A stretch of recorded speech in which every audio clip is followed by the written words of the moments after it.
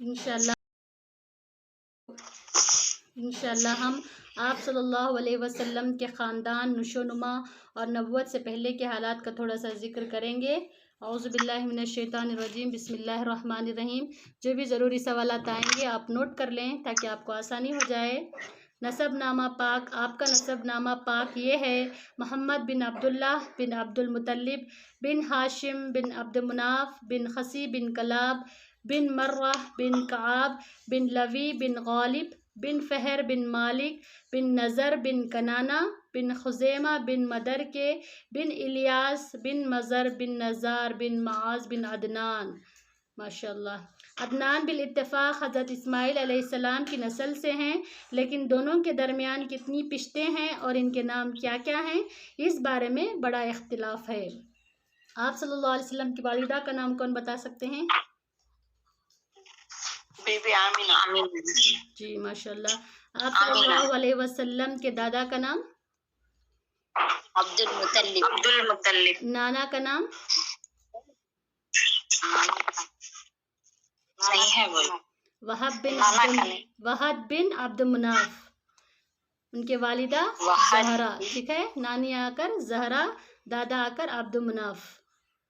تو وہب بن عبد مناف بن زہرا بن کلاب تھے۔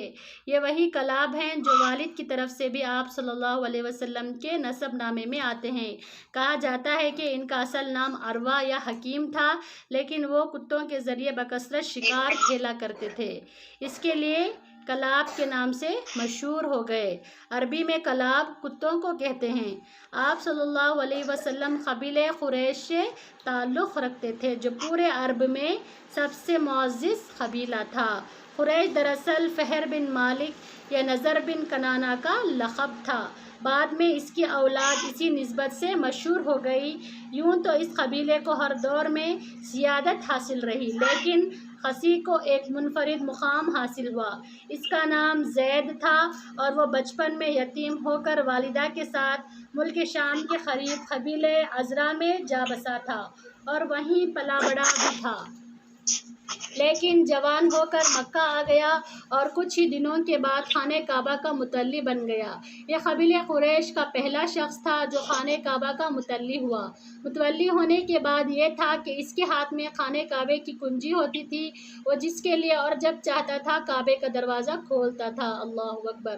علاوہ ازیں قریش مکہ سے باہر آباد تھے، اس نے انہیں اندر لا کر آباد کیا۔ نیز اسی نے حاجیوں کے لیے میزبانی کا طریقہ بھی ایجاد کیا۔ وہ حج کے دنوں میں بڑے پیمانے پر کھانا تیار کراتا اور چمڑے کے بڑے بڑے حوضوں میں کھجور، شہد یا کشمش سے میٹھا شربت بنواتا اور حاجیوں کو پیش کرتا۔ اس نے کعبے کی شمال میں دارالندوہ کے نام سے ایک گھر بھی بنایا تھا، جو قریش کو اجتماعی سرگرمیوں کا مرکز تھا۔ یہی ان کا پارلیمنٹ بھی تھی اور اس میں وہ شادی وغیرہ کی رسمیں بھی انجام دیتے تھے۔ قریش کا جھنڈا اور کمان بھی خسی ہی کے ہاتھ میں تھا، چنانچہ لڑائی کا جھنڈا اس کے سوا کوئی نہیں باندھ سکتا تھا۔ وہ بڑا کریم اور عقلمند تھا۔ قریش اس کی بات بے چوں چرا تسلیم کرتے تھے۔ آپ صلی اللہ علیہ وسلم کا خاندان آپ کے دادا پردادا ہاشم کی نسبت سے ہاشمی خاندان کہلاتا تھا۔ آپ کے نانا کے نسل سے آپ قریش تھے اور آپ کے دادا کے نسل سے آپ ہاشمی تھے، ٹھیک ہے۔ آپ کے دادا کا نام ہاشم تھا تو آپ ہاشمی خاندان سے کہلاتے تھے۔ ان کو خسی کے مناسب میں سے حاجیوں کو میزبانی کا منصب حاصل ہوا، جو ان کے بعد ان کے بھائی مطلب کی طرف منتقل ہو گیا۔ مطلب کے بعد پھر ہاشم کی اولاد کو یہ منصب حاصل ہوا اور اسلام کی آمد تک ان کے ہاتھ میں رہا۔ ہاشم اپنے زمانے کے سب سے عظیم انسان شمار ہوتے تھے۔ انہیں وادی بطح کا سردار کہا جاتا تھا۔ وہ روٹی توڑ کر گوشت اور شوربے میں بھگوتے اور لوگوں کے کھانے کے لیے چھوڑ دیتے تھے۔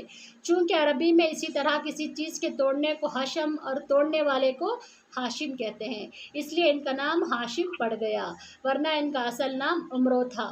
قریش تجارت پیشہ تھے۔ ہاشم نے ان کے لیے جاڑے میں یمن اور گرمی میں شام کے تجارتی سفر منظم کیا اور اس کے لیے دونوں ملک کے ذمہ داروں سے ضمانتیں حاصل کی۔ اس سفر کا ذکر قرآن مجید کی سورہ قریش میں اللہ تعالیٰ کے ایک بہت بڑے احسان کے طور پر کیا گیا ہے۔ ہاشم ایک بار تجارت کے لیے شام جاتے ہوئے یثرب یعنی مدینہ منورے سے گزرے۔ مدینہ منورہ کا پہلا نام یثرب تھا، ٹھیک ہے، نوٹ کریں، پہلے اس کو یثرب کہتے تھے، بعد میں اس کا نام مدینہ منورہ پڑا۔ تو بنو عدی بن نجار کی ایک خاتون سلمہ بنت عمرو سے شادی کر لی اور کچھ عرصے ٹھہر کر ملک شام چلے گئے اور وہیں سرزمین فلسطین کے مشہور شہر غزہ میں انتقال کر گئے۔ ان کی روانگی کے وقت سلمہ حاملہ تھی، بعد میں بچہ پیدا ہوا جس کے سر کے بالوں میں سفیدی تھی، اس لیے اس کا نام شیبہ رکھ دیا گیا۔ یہ بچہ مدینے میں پرورش پاتا رہا، لیکن مکے میں ہاشم کے بھائیوں اور خاندان کے دوسرے لوگوں کو اس کا علم نہ تھا۔ 8 برس کے بعد مطلب کو اس کا پتہ چلا، وہ مدینہ جا کر اس کو اپنے ساتھ لے آئے۔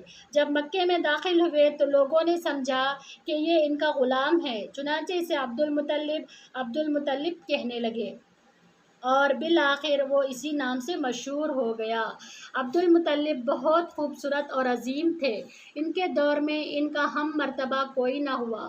وہ قریش کے سردار اور مکے کے قافلے تجارت کے ذمہ دار تھے۔ وہ جو خود ساختہ اس قدر کرتے تھے، سخاوت اس قدر کرتے تھے کہ ان کا لقب فیاض پڑ گیا تھا۔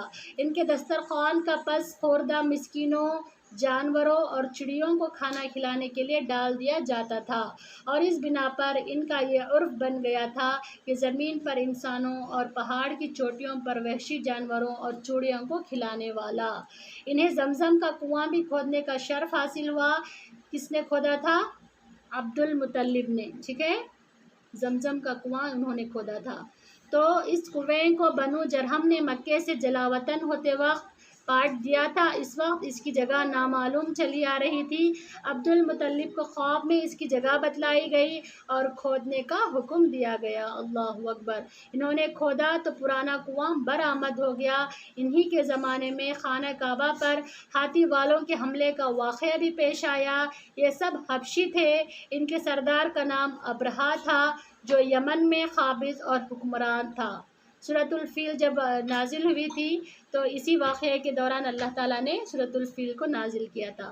وہ خانہ کعبہ ڈھانے کے لیے 60,000 لشکر جرار لے کر آیا، لیکن جب مکے کے مشرق میں مزدلفہ اور منا کے درمیان وادی محشر میں پہنچا اور مکے پر حملہ ور ہونے کے لیے تیار ہو گیا تو اللہ تعالیٰ نے اس کے لشکر پر چوڑیوں کا جھنڈ بھیج دیا، جنہوں نے اس پر ٹھکری جیسے پتھر برسا دیے اور وہ کھائے ہوئے بھس کی طرح ہو گیا۔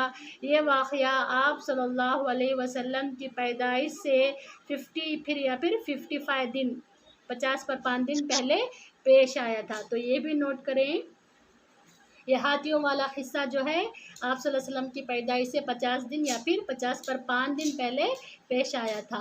آپ صلی اللہ علیہ وسلم کی والدہ گرامی عبداللہ عبد المطلب کے سب سے خوبصورت، پاک دامن اور چہیتے لڑکے تھے۔ انہیں ذبیح بھی کہا جاتا تھا۔ اس کی وجہ یہ ہے کہ زمزم کی کھدائی کے دوران جب کنویں کے نشانات برآمد ہوئے تو قریش نے بھی عبد المطلب کے ساتھ شرکت کرنی چاہی اور اس کے لیے ان سے جھگڑا کیا، جو بڑی مشکل سے کافروں میں ہو سکا۔ یہ دیکھ کر عبد المطلب نے نظر مانی کہ اگر اللہ نے ان کو 10 لڑکے دے دیے اور ہر ایک مقابلے کے لائق ہوا تو میں سے ایک کو وہ اللہ کی راہ میں ذبح کر دیں گے۔ اب اللہ کا کرنا ایسا ہوا کہ ان کی مراد پوری ہو گئی، چنانچہ انہوں نے سب لڑکوں کے درمیان قرعہ ڈالا، قرعے میں عبداللہ کا نام نکلا، لہٰذا ان کو ذبح کرنے کے لیے خانہ کعبہ کے پاس لے گئے، مگر قریش نے انہیں روک دیا۔ بالخصوص عبداللہ کے بھائی اور ماموں سخت آڑے آئے۔ بالآخر یہ فیصلہ ہوا کہ ان کے بدلے 100 اونٹ ذبح کیے جائیں گے۔ چنانچہ عبد المطلب نے ایسا ہی کیا۔ اس لیے نبی صلی اللہ علیہ وسلم کو 2 ذبیح کی اولاد کہا جاتا ہے، یعنی ایک ذبیح حضرت اسماعیل علیہ السلام تھے اور ایک آپ صلی اللہ علیہ وسلم کے والد عبداللہ تھے۔ اسی طرح آپ صلی اللہ علیہ وسلم کو 2 فدیہ دیے گئے بزرگوں کی اولاد بھی کہا جاتا ہے، کیونکہ حضرت اسماعیل علیہ السلام کو مینڈھے کا فدیہ دیا گیا تھا اور آپ صلی اللہ علیہ وسلم کے والد کو 100 اونٹوں کا۔ عبداللہ کی شادی آمنہ بنت وہب سے ہوئی، جو اس وقت قریش کی سب سے بلند پایہ خاتون تھی۔ ان کے باپ وہب بھی بنو زہرا کا سردار اور عالی نسب تھا۔ آمنہ شادی کے بعد ہی امید سے ہو گئی۔ ادھر کچھ عرصے بعد عبد المطلب نے عبداللہ کو تجارت کے سلسلے میں مدینہ یا شام بھیجا۔ واپسی پر وہ مدینے میں انتقال کر گئے۔ انا للہ و انا الیہ راجعون۔ اور انہیں ناباغہ ضیابانی کے مکان میں دفن کر دیا گیا۔ اس وقت تک آپ صلی اللہ علیہ وسلم پیدا نہیں ہوئے تھے۔ آپ صلی اللہ علیہ وسلم مکہ مکرمہ میں شعب بنی ہاشم کے اندر موسم بہار میں پیدا ہوئے۔ یہ 2 شنبے کی صبح تھی اور ربیع الاول کی 9 اور کہا جاتا ہے 12 تاریخ۔ سال وہی تھا جس میں ابرہہ نے مکے پر حملہ کیا تھا، چونکہ وہ اپنے ساتھ ہاتھی بھی لایا تھا اور عربی میں ہاتھی کو فیل کہتے ہیں، اس لیے اس سال کا نام عام الفیل پڑ گیا۔ اس روز اپریل 22 تاریخ اور 570 پر 1 ہجری کی اپریل کی 22 تاریخ تھی۔ پیدائش کے وقت داعیہ کا کام حضرت عبد الرحمن بن عوف رضی اللہ تعالیٰ عنہ کی والدہ شفا بنت عمرو نے انجام دیا۔ جب آپ صلی اللہ علیہ وسلم پیدا ہوئے تو آپ صلی اللہ علیہ وسلم کی والدہ کے جسم سے ایک نور نکلا جس سے ملک شام کے محل روشن ہو گئے۔ پھر والدہ نے عبد المطلب کے پاس آپ صلی اللہ علیہ وسلم کی خوشخبری بھجوائی۔ وہ شاداں و فراہاں تشریف لائے اور آپ کو خانہ کعبہ میں لے جا کر اللہ تعالیٰ سے دعا کی اور اس کا شکر ادا کیا، اور اس توقع پر کہ آپ صلی اللہ علیہ وسلم کی تعریف کی جائے آپ کا نام محمد رکھا۔ پھر عرب کے دستور کے مطابق 7ویں دن عقیقہ اور ختنہ کیا اور لوگوں کو دعوت کی۔ آپ صلی اللہ علیہ وسلم کو آپ کے والد کی لونڈی یمن گود کھلایا کرتی تھی۔ وہ حبشن تھی اور ان کا نام برکت تھا۔ اللہ تعالیٰ نے ان پر بڑا فضل کیا، چنانچہ انہوں نے آپ صلی اللہ علیہ وسلم کی نبوت کا دور پایا، اسلام لائی اور ہجرت بھی کی۔ پھر آپ صلی اللہ علیہ وسلم کی 5-6 مہینے بعد آپ صلی اللہ علیہ وسلم کی والدہ بھی وفات پا گئی رضی اللہ تعالیٰ عنہ۔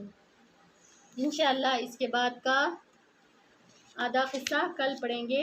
وقت ہو گیا ہے تو اللہ تعالیٰ آپ سب کو جزائے خیر عطا کرے اور آپ کے حاضر ہونے کو قبول کرے، ہمارے سیکھنے اور آپ کے سیکھنے اور ہمارے سکھانے کو قبول کرے۔ اللہ تعالیٰ ہم تمام کے والدین کو صحت اور تندرستی سے رکھے اور ہم تمام کو جو بھی پریشان ہیں ان کی پریشانیوں کو دور کرے اور جو بیمار ہیں انہیں شفا عطا کرے، اور ہم تمام کی رات کو صحت اور عافیت سے گزارے، اور ہم تمام کو 5 وقت کی پابند نمازی کے اول وقت پر پڑھنے کی اور صبح و شام کے اذکار کی پابندی کرنے کی توفیق عطا فرمائے۔ وآخر دعوانا للہ والحمد للہ رب العالمین۔ سبحان ربک رب العزت عما یصفون وسلام علی المرسلین والحمد للہ رب العالمین۔ رضیت باللہ ربا وبالاسلام دینا وبنبی محمد صلی اللہ علیہ وسلم۔ اللہم اعنی علی ذکرک وشکرک وحسن عبادتک۔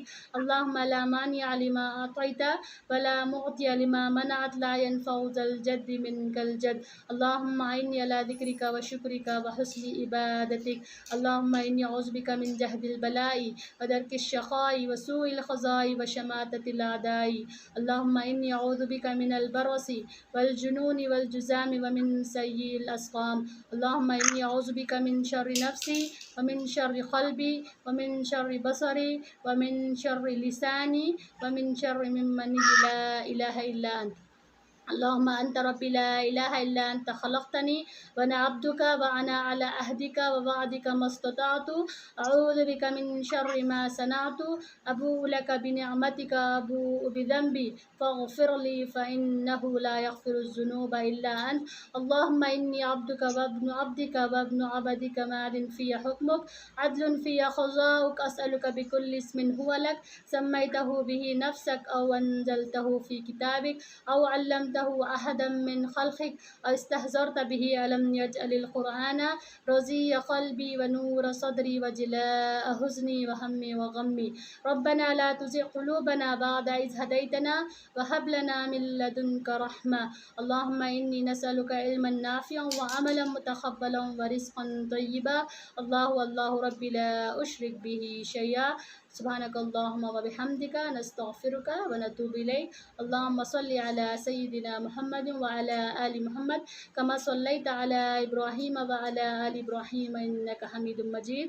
اللهم بارك على محمد وعلى آل محمد كما باركت على إبراهيم وعلى آل إبراهيم إنك حميد مجيد. جزاكم الله خيرا. السلام علیکم ورحمۃ اللہ وبرکاتہ.